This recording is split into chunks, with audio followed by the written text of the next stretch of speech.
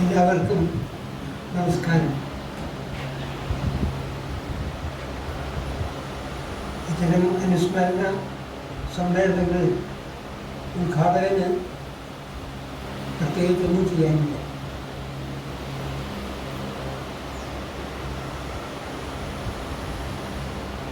ഞാൻ എടുത്തു പറയാൻ കാരണം പലപ്പോഴും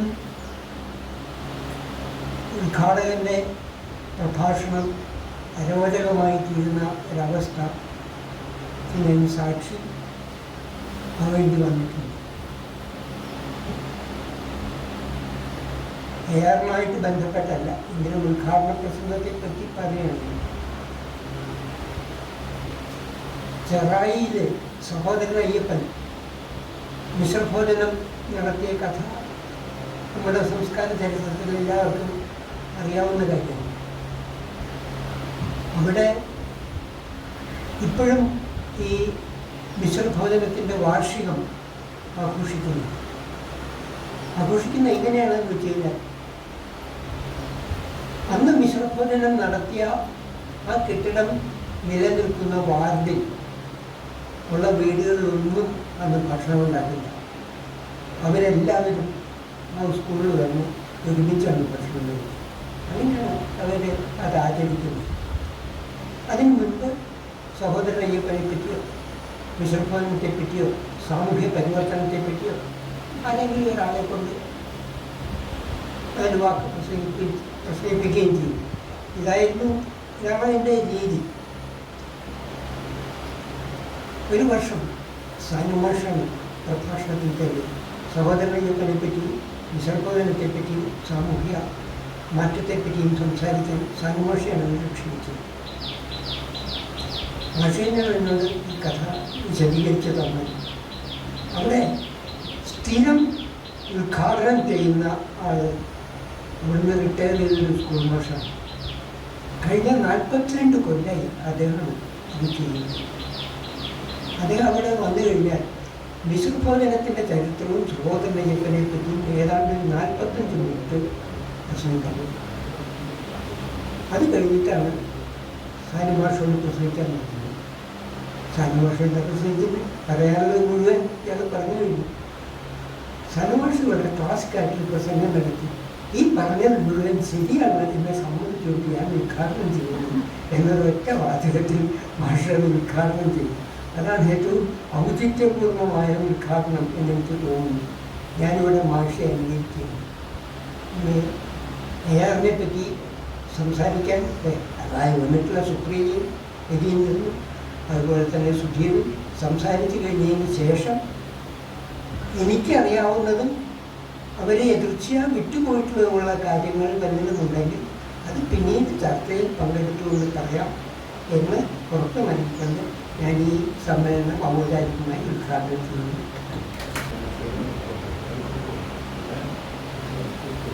ഇവിടെ സൂചിപ്പിച്ചൊരു കാര്യം ദ്വിതീയാക്ഷരപ്രാസത്തെ പറ്റിയുള്ള തർക്കം ആണ്. വാസ്തവത്തിൽ ദ്വിതീയാക്ഷരപ്രാസത്തെ പറ്റി ആയിരുന്നില്ല തർക്കം, സജാതീയ ദ്വിതീയാക്ഷരപ്രാസത്തെ പറ്റിയായിരുന്നു തർക്കം. ഇത് രണ്ട് കാര്യങ്ങളാണ്. സജാതീയ ദ്വിതീയാക്ഷരപ്രാസം വേണം എന്ന ആ പക്ഷവും അത് വേണ്ട എന്നുള്ള മറ്റൊരു പക്ഷവുമാണ്. ഇതെന്നുള്ള നേരിയ വ്യത്യാസം മനസ്സിലാക്കി കഴിഞ്ഞാൽ രചനയെ പറ്റി അവർക്കുണ്ടായിരുന്ന പിടിവാശി എന്താണ് എന്ന് ബോധ്യമാവുന്നു. മലയാളത്തിൽ പ്രമുഖരായ നിരവധി എഴുത്തുകാരുൾപ്പെടെ 76ഓളം ലേഖനങ്ങൾ ഈ സജാതീയ ദ്വിതീയാക്ഷരപ്രാസത്തെ പറ്റി അന്നത്തെ പല മാസികകളിലായിട്ട് വന്നിട്ടുണ്ട്. അതെല്ലാം കൂടി ഞാൻ സമാഹരിച്ചിട്ട് സാഹിത്യ അക്കാദമി അത് പബ്ലിഷ് ചെയ്തിട്ടുണ്ട്. പ്രാസവാദം എന്ന പേര് ഈ 70-76 ലേഖനങ്ങളുണ്ട്. അതിലേറ്റവും അവസാനം വന്ന ലേഖനം 1946 സമസ്ത കേരള സാഹിത്യ പരിഷത്ത് ത്രൈമാസികത്തിൽ ഡോക്ടർ കുഞ്ഞുണ്ണി രാജ എഴുതിയ ലേഖനമാണ്. നേരിട്ട് അതിനോട് ബന്ധപ്പെട്ട ലേഖനം നിലയിലാണ്. ഇത് തുടങ്ങുന്നത് വളരെ രസകരമായിട്ടാണ്. ഇതിനു മുമ്പ് എന്താണ് നമ്മളുടെ വ്യത്യാസം എന്നുള്ളതാണ്.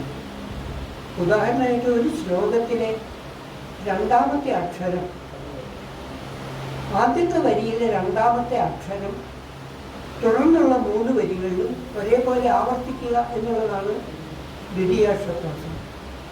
പക്ഷേ രണ്ടാമത്തെ അക്ഷരം ദീർഘം ആണെങ്കിൽ തുടർന്ന് വരുന്ന വരികളിലും ആ ദീർഘത്തോട് കൂടി തന്നെ അത് ആവർത്തിക്കണം. ഞാൻ ഉദാഹരണം കൊണ്ട് കേട്ടാൽ,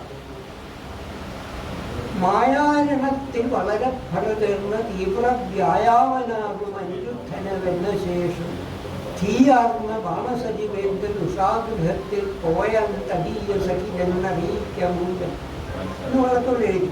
എല്ലാം യാ എന്നുള്ള ദീർഘാക്ഷരമാണ്. ചുട്ടോരുമക്ഷികൾ, ടോ എന്നുള്ള കൂട്ടക്ഷരമാണ് ദീർഘമായിട്ട്. ചുട്ടോരുമക്ഷികൾ നരച്ചു വളർന്നു മാറിൽ തൊട്ടോരു താടി ചുളി വീണു പരന്ന നെറ്റി മുട്ടോളമെത്തിയ ഭുജാമുസലങ്ങൾ എന്നീ മട്ടോടവൻ വിരസി നേരുല ദീർഘകായം. ഇതാണ് സജാതീയ ദ്വിതീയാക്ഷരപ്രാസം. പക്ഷേ ടോ എന്നുള്ളതിന് പകരം ടി എന്നോ ടു എന്നോ ഒക്കെ വന്നു കഴിഞ്ഞാൽ അത് ദ്വിതീയാക്ഷരപ്രാസം. ഈ ദ്വിതീയാക്ഷരപ്രാസത്തെ പറ്റി ആയിരുന്നില്ല, സജാതീയ ദ്വിതീയാക്ഷരപ്രാസം വേണോ എന്നുള്ളതായിരുന്നു പ്രശ്നം. ഇത് തുടങ്ങുന്നത് 1891 മനോരമയിലെ ഒരു ലേഖനത്തോടു കൂടിയാണ്. ആ ലേഖനം എഴുതിയ ആളുടെ പേര് ഇല്ല. അയാളൊരു തൂലികാനാമമാണ് ഉപയോഗിച്ച് കൃതികൃത്ത് എന്ന പേരിൽ അയാൾ മലയാള ഭാഷ എന്നൊരു ലേഖനം എഴുതി. മലയാള ഭാഷയെപ്പറ്റിയല്ല അയാൾ പറഞ്ഞത്, ഈ പ്രാസം ദീക്ഷിക്കേണ്ടതിൻ്റെ കാര്യത്തെ പറ്റിയാണ് അയാൾ പറഞ്ഞത്. ഇങ്ങനെ പ്രാസം ദീക്ഷിക്കാൻ വേണ്ടി ആളുകൾ അനാവശ്യമായി വളച്ചുകെട്ടലും അർത്ഥമില്ലാത്ത വാക്ക് കൊണ്ടുവരലും ഒക്കെ കൊണ്ട് കവിത അതിൻ്റെ ഓജസ് നഷ്ടപ്പെടുന്നു എന്നാണ്. മറ്റേ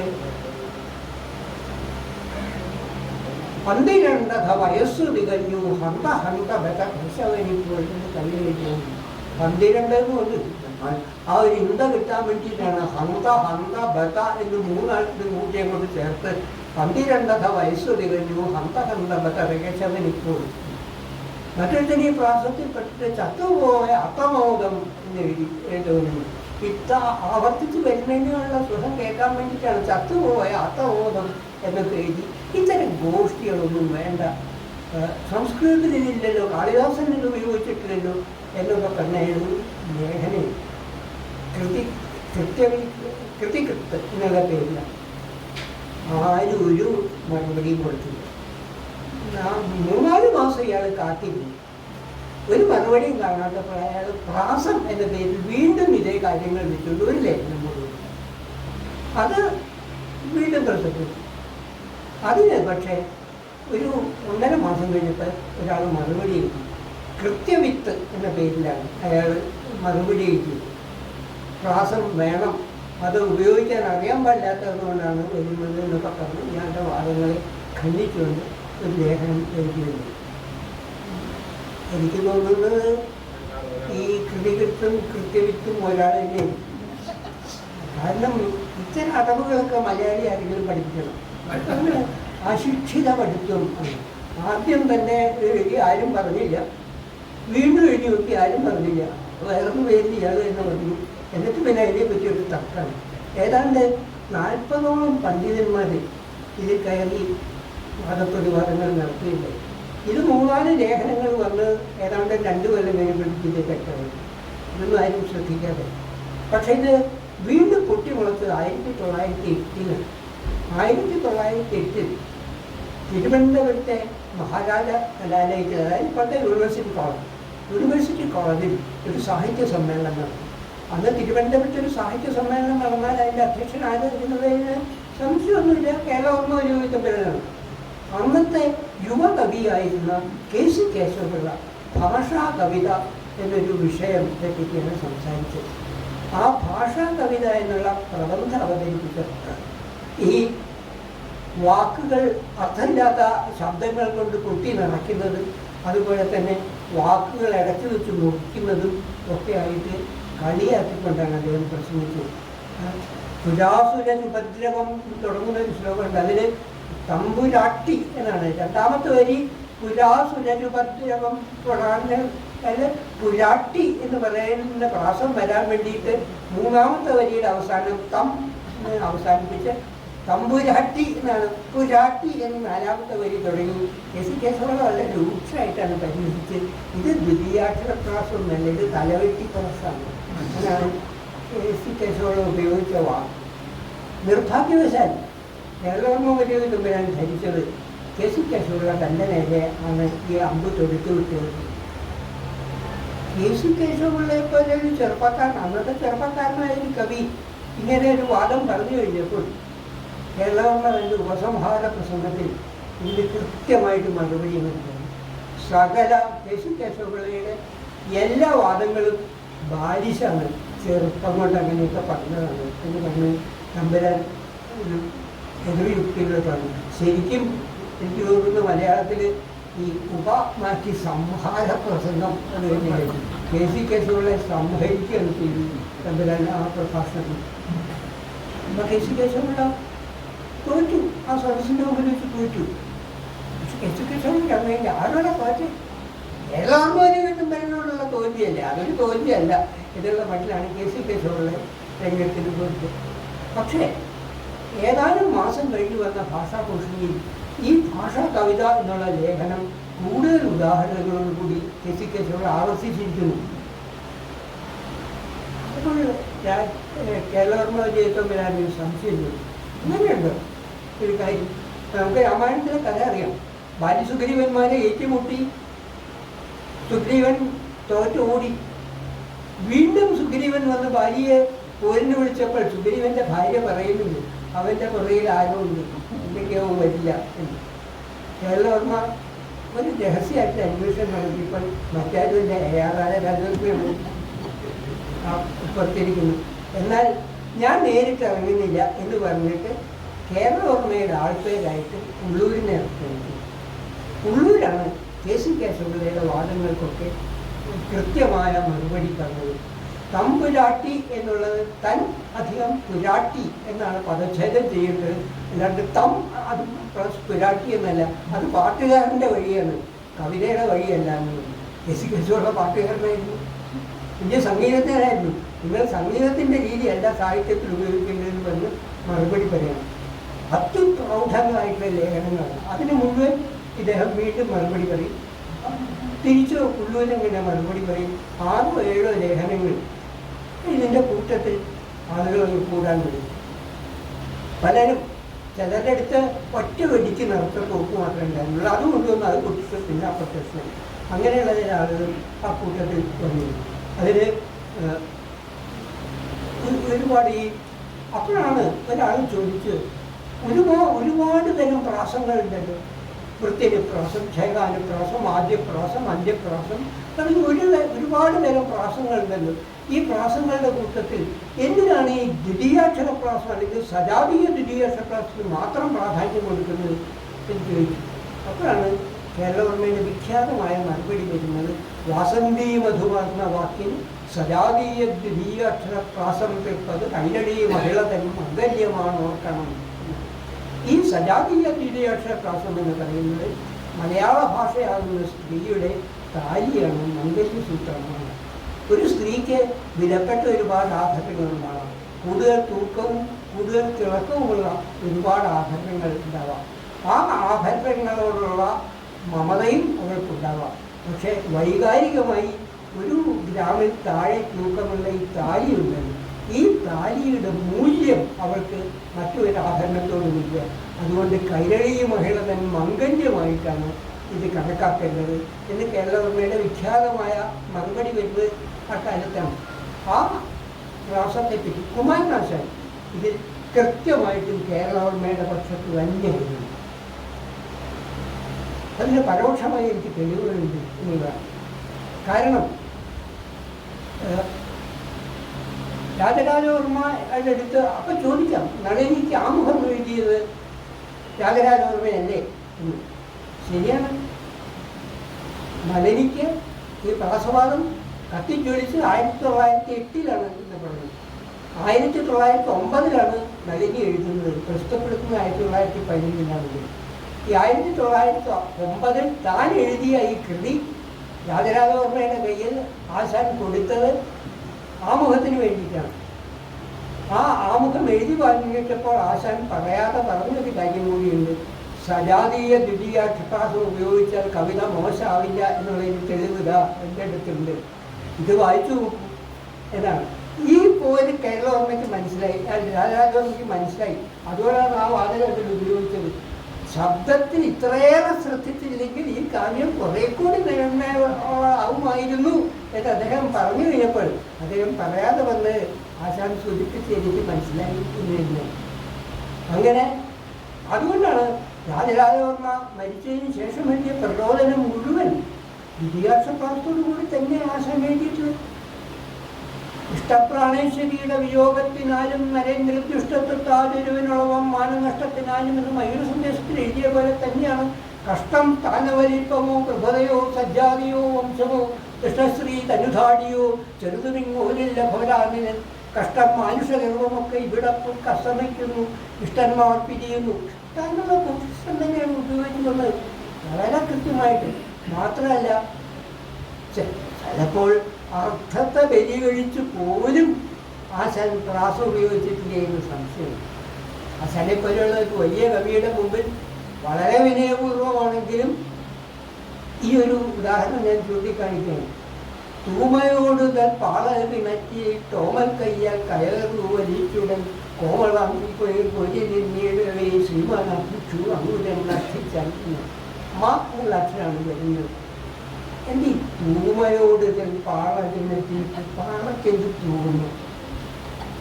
തൂമയോട് പാളകിണറ്റിലിട്ട് ഓമൽ കയ്യാൽ കയറു വലിച്ചുടൻ. ആ ഓമലിൻ്റെ മാ ഇവിടെ വരുന്നത് കൊണ്ടാണ് അവിടെ നല്ല തൂമ കൊണ്ടി വെച്ചത്. അല്ലാണ്ട് എന്താ ഇതിനെക്കുറിച്ച് ആശാനെ പോലെ വശ്യവചസ്സായ ഒരു കവി പോലും പ്രാസത്തിനാണ് ശ്രദ്ധിക്കുന്നത്.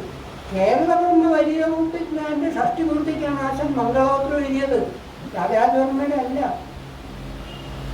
സംസ്കൃതത്തിൽ ഇഷ്ടംപോലെ സന്ദേശകാവ്യങ്ങളുണ്ട്. മയൂര സന്ദേശം അങ്ങോട്ട് പരിഭാഷപ്പെടുത്തിയിട്ട് കാര്യമൊന്നുമില്ല. പൂർണ്ണമായി ഇല്ലെങ്കിലും ആശാൻ തർജ്ജമയ്ക്കെടുത്തത് മയൂര സന്ദേശമാണ്. അതിൽ ഒന്ന് രണ്ട് ശ്ലോകം അദ്ദേഹം തർജ്ജമ ചെയ്തിട്ടുള്ള വേറൊരു കാര്യം. അപ്പോൾ മനസ്സുകൊണ്ട് കേരളവർമ്മയുടെ കൂട്ടത്തിൽ തന്നെയായിരുന്നു ആശാൻ. രചനയെ സംബന്ധിച്ചിടത്തോളം മാത്രം അതേ ഉള്ളൂ.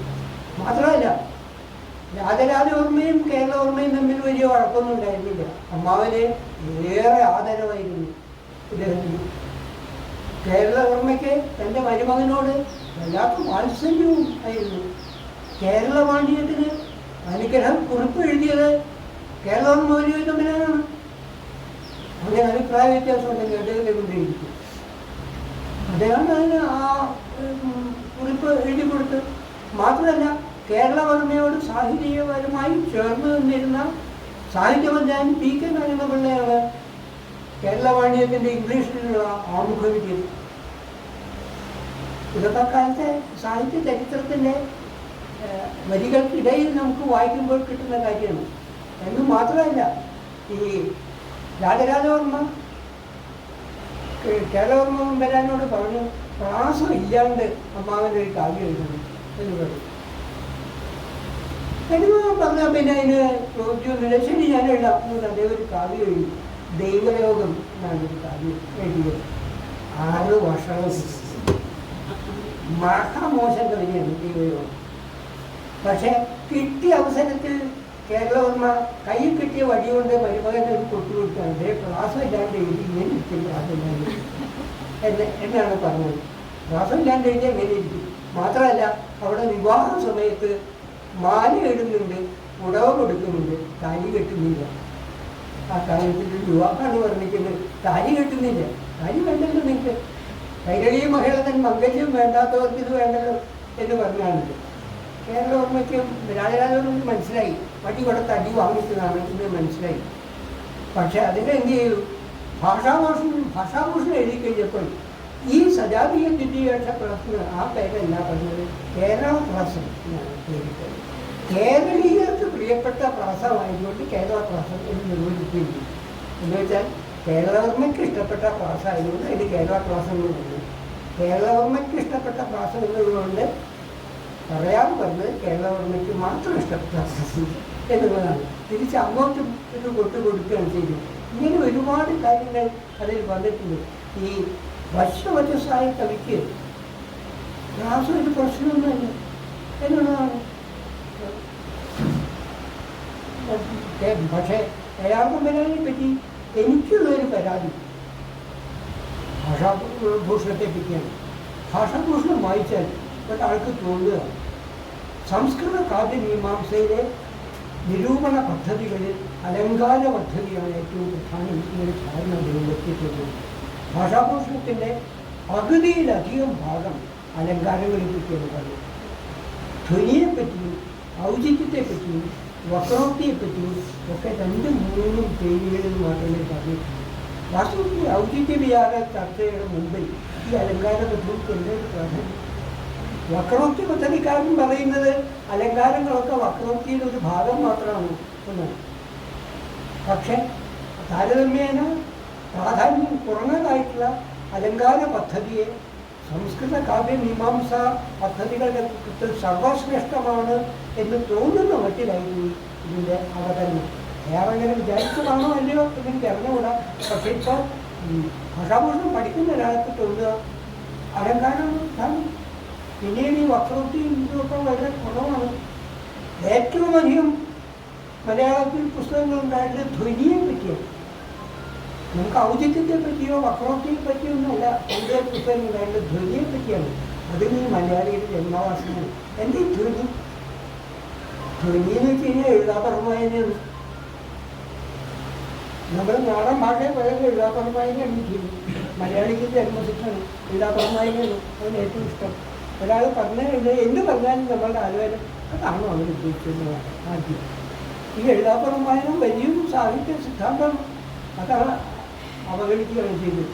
ഔചിത്യം അനൗചിത്യ ഹൃദയമാന്യ ത്രിസഭംഗസ്യ കാരണം എന്നും ഔചിത്യം കാവ്യജീവിതം എന്നും രണ്ടും കൂട്ടിച്ചേർത്ത് വയ്ക്കുമ്പോഴാണ് പറയേണ്ടത് പറയുക, പറയാൻ പാടില്ലാത്തത് പറയാതിരിക്കുക എന്നീ 2 കാര്യങ്ങളാണ് പ്രധാനപ്പെട്ട ഗുണം. ഇത്തരം പ്രധാനപ്പെട്ട കാര്യങ്ങളൊക്കെ വിട്ടുകൊണ്ടാണ് ചെയ്തത്. ഇവരുടെ ഇടയിൽ അമ്മാവിൻ്റെയും മരുമകൻ്റെയും തൻ്റെ ജീവിതത്തിനിടയിൽ മറ്റൊരു കാര്യം കൂടിയുണ്ട്. കേരളവർമ്മ ശാകുന്തളം പരിഭാഷപ്പെടുത്തി. പരിഭാഷപ്പെടുത്തിയെന്നൊന്നും പറയാൻ വയ്യ. ക്രൂരമായ ഒരു പ്രവൃത്തിയാണ് ചെയ്തിരിക്കുന്നത്. നമ്മൾ കാളിദാസൻ്റെ ശാകുന്തളത്തിൻ്റെ കഥയറിയാവുന്ന ഒരാൾക്ക് കാളിദാസ ശാകുന്തളം സംസ്കൃതത്തിൽ വായിച്ചാൽ 20-25% മനസ്സിലാവും. കേരളവർമ്മയുടെ പരിഭാഷ വായിച്ചാൽ ഞാൻ തർജ്ജമ എഴുതിയിരിക്കുന്നു. ഒടിയ കുശനിവിദ്ധേ സൗവ്രണേ യസ്യ വസ്ത്രേ ഛടിതി കൃതവതി നീ രോപണം തൈലസേകം എന്ന് എഴുതി വെച്ചിട്ട് ഇത് മലയാളമാണ് എന്ന് പറഞ്ഞാൽ നമ്മൾ എങ്ങനെയെന്ന് മനസ്സിലാക്കണം. അമ്മാവിൻ്റെ അടുത്ത് മരുമകൻ പറഞ്ഞു അത് അല്പമൊക്കെ ഒന്ന് ഭേദപ്പെടുത്തണമെന്ന്. എന്നാൽ കാരണമായപ്പോൾ അങ്ങനെ ഭേദപ്പെടുത്തിയിട്ടാണ് കേരളവർമ്മയുടെ 2ാമത്തെ വെളിപ്രവാള ശാകുന്തളം വരുന്നത്. അത് തന്നെ ചൂടാമത്തിയായിട്ട് എനിക്ക് തോന്നുന്നു. അതിൻ്റെ പേരിൽ കേരളവർമ്മ കേട്ടത്രയും ശകാരം മലയാളത്തിൽ ഒരു വിവർത്തനം തോന്നി. പുസ്തകം അടിച്ചു വരുമ്പോൾ കൽപ്പിച്ചുണ്ടാക്കിയ കൃതി എന്ന് പറയുന്നതാണ്. കൽപ്പനയ്ക്ക് മറുവാക്കില്ലല്ലോ, കൽപ്പിച്ചുണ്ടാക്കിയ കൃതി എന്നാണ്. പക്ഷേ ഏത് കൽപ്പനയും വെല്ലുവിളിക്കുന്ന ചില കവികൾ അക്കാലത്തുണ്ടായിരുന്നു. അപ്പോഴായിരുന്നു വെൺമണി ഈ കേരളവർമ്മയുടെ ശാകുന്തളം പരിഭാഷ വായിച്ചതിന് ശേഷം വളരെ സറ്റേറിക്കലായിട്ടൊരു ശ്ലോകം എഴുതിയിട്ടുണ്ട്. അദ്ദേഹം ചോദിക്കുകയുണ്ടായി, ഈ തമ്പുരാന് നായാട്ട് ഭ്രമാണ് എനിക്കറിയാം. കേരളവർമ്മ വലിയ നായാട്ടുകാരനായിരുന്നു. എൻ്റെ പ്രകയാസ്മരണകളൊക്കെ അദ്ദേഹം എഴുതിയിട്ടുണ്ട്. ഈ തമ്പുരാന് അതായത് ദുഷ്യന് വലിയ നായാട്ട് കമ്പക്കാരനാണ് എന്ന് മനസ്സിലായതുകൊണ്ട് ഞാൻ അങ്ങേറ്റം മുമ്പിൽ പോയിട്ടേയില്ല. ഇനി എന്തിനാണ് ഈ പോയി പണ്ടാലെ എന്തിങ്ങനെ മാന്തങ്ങൾ എന്നാണ് സൗന്ദര്യയുടെ ആത്മകനായിട്ട് ഇദ്ദേഹം ഒരു കവിത എഴുതിയത്. അത്ര പരിഹാസപൂർവം അത് എഴുതി.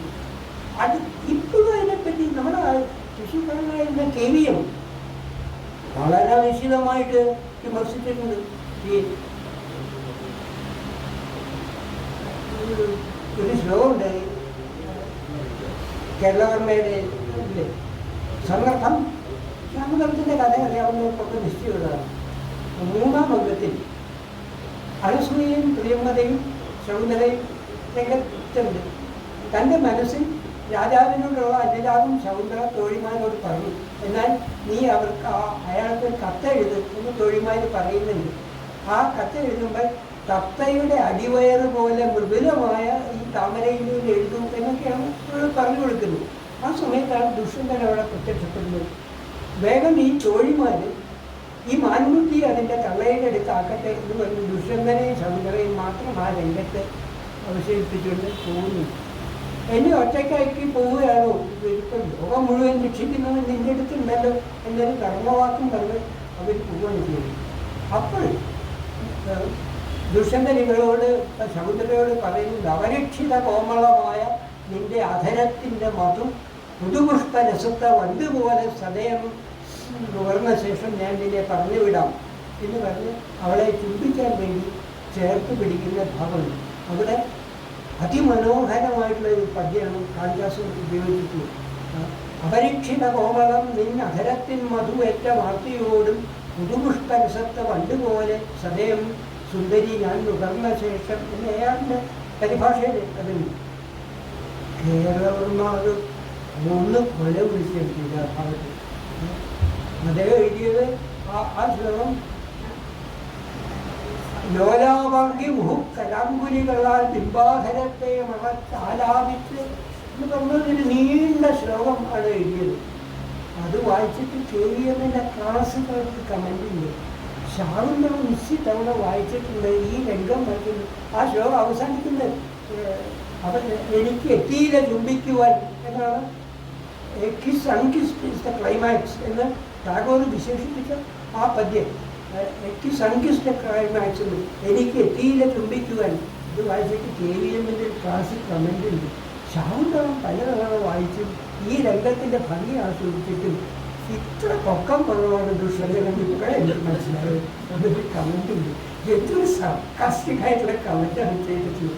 ഈ ജാതി ഒരുപാട് ആരോപണങ്ങൾ. പിന്നെ മയൂര സന്ദേശത്തിൻ്റെ ആമുഖത്തിൽ ശബ്ദഭംഗിയിൽ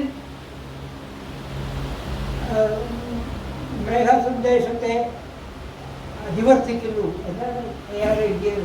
അല്ലാണ്ട് മയൂര സന്ദേശം മേഘസന്ദേശത്തെക്കാൾ കേമാണ് എന്നല്ല എഴുതിയത്. ശബ്ദഭംഗിയിൽ മാത്രമാണ് അവിടെയാണ് സ്ട്രെസ് ചെയ്തത്. പിന്നെ ഇത് സ്വന്തം അനുഭവത്തിൽ നിന്നാണ് ഇതുകൂടി അദ്ദേഹം പറയുന്നത്. സ്വന്തം അനുഭവത്തിൽ നിന്ന് അല്ല വാസ്തവത്തിൽ. നാട് കടത്തപ്പെട്ടതിന് ശേഷം തിരിച്ച് തിരുവനന്തപുരത്തെത്തി 7 കൊല്ലം കഴിഞ്ഞതിന് ശേഷമാണ് മയൂര സന്ദേശം എഴുതുന്നത്. ഭാര്യയോടൊപ്പം ജീവിക്കുമ്പോൾ തന്നെയാണ് മയൂര സന്ദേശം എഴുതിയത്. അതുകൊണ്ടായിരിക്കാം ഒരുപക്ഷെ പറക്കാൻ പോയിട്ട് നടക്കാൻ പോലും പറ്റാത്തൊരു പക്ഷിയെ അദ്ദേഹം സന്ദേശകാരനായിട്ട് കെട്ടെടുത്തു എന്ന് എനിക്ക് തോന്നുന്നു. എല്ലാ സന്ദേശകാരങ്ങളും വേഗം പോകുന്നവരാണല്ലോ. കോവിലായാലും പക്ഷികളൊക്കെ ആണെങ്കിലും വളരെ വേഗം പറഞ്ഞു പോകുന്നതാണ്. ഇത് നടക്കാൻ പോലും ബുദ്ധിമുട്ടുള്ള ഒരു പക്ഷിയെ സന്ദേശകാരനായിട്ട് പറഞ്ഞയക്കുക എന്നുള്ളതാണ് ഈ മയൂര സന്ദേശത്തെ സംബന്ധിച്ചിടത്തോളം. കേരളവർമ്മ വലിയ വരാനും രാജരാജവർമ്മയും തമ്മിൽ വ്യത്യസ്തമാകുന്ന ഒരു ഭാഗമുണ്ട്. അത് കഥകളിയെ സംബന്ധിച്ചിരിക്കുകയാണ്. മലയാളത്തിൽ തലക്കോയില്ലാത്ത 5 ആട്ടക്കഥകൾ കേരളവർമ്മ ഉപയോഗിക്കുന്നതിന് രാജരാജവർമ്മ ആ ഭാഗത്തേക്ക് കടന്നു കൊടുക്കുക. അത് ശരിക്കില്ല. തനിക്ക് പരിചയമില്ലാത്തൊരു മണ്ഡലത്തിലേക്ക് കടക്കുന്നില്ല എന്നുള്ള ഒരു നിലവാരത്തിലേക്കാണ്. BC ബാലകൃഷ്ണ പണിക്കരും ഒക്കെ ഈ കേരളവുമില്ല. കാലത്ത് ഈ പ്രാസവാദത്തിൻ്റെ 76 ലേഖനങ്ങൾ വായിച്ചാലുണ്ട് നമുക്ക് ആ കാലത്തെ മലയാള സാഹിത്യത്തെപ്പറ്റി ഒരുപാട് വിവരങ്ങൾ. ഇത് അവസാനിച്ചത് എങ്ങനെയാണ്? ഒരാൾ ഓടുന്നു, മറ്റൊരാൾ ഓടിക്കുന്നു. കുറച്ച് കഴിയുമ്പോൾ ഓടുന്നവൻ തളരും, ഓടിക്കുന്നവനും തളരും. ആരെങ്കിലും ഒരു സമാധാനം പറഞ്ഞാൽ 2 പേരും ഒത്തുതീർപ്പിന് തയ്യാറാവും. ആ ഒരവസ്ഥ വന്നു കഴിഞ്ഞപ്പോഴാണ് കൊടുങ്ങല്ലൂർ കുഞ്ഞിക്കുട്ടനുള്ളതിന് സമാധാനം തരുന്നത്. പ്രാസം വേണം എന്ന് നിങ്ങൾ പറയുന്നില്ലേ? അവർ പ്രാസം വെച്ചില്ല. പ്രാസം വേണ്ട എന്ന് പറയുന്ന ആളുകളുണ്ടല്ലോ. നിങ്ങൾ പ്രാസം ഇല്ലാണ്ട് എഴുതിക്കൊള്ളു, തർക്കമില്ലല്ലോ. 2 പേർക്ക് അക്സെപ്റ്റഡ് ആയിട്ടൊരു സൊല്യൂഷൻ. കവിത എഴുതി കൂട്ടുകാരെ എന്ന് പറഞ്ഞുകൊണ്ടാണ് അദ്ദേഹം ഇതിനൊരു സമാധാനം ഉണ്ടാക്കിയത്. അതാണ്. പക്ഷേ ഇപ്പം ഞാൻ ആലോചിക്കുന്ന കാര്യം അതല്ല.